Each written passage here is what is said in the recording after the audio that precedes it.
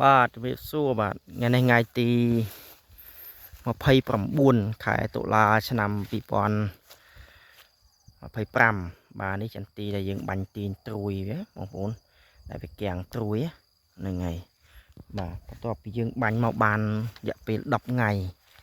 បាទនេះឃើញវាចេញត្រួយមកបានចូល50%ហ្នឹងហើយបាទ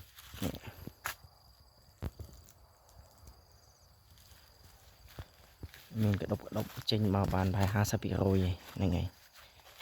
ខ្លះក៏នៅវាមានប្រឡូកមកតិចជួរនោះចេញមកអស់ហើយចេញមកអស់ហើយបាទ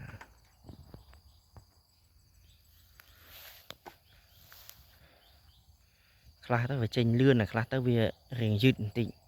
ជាមួយយើងបាញ់ថែមមួយជើងទៀតបាទ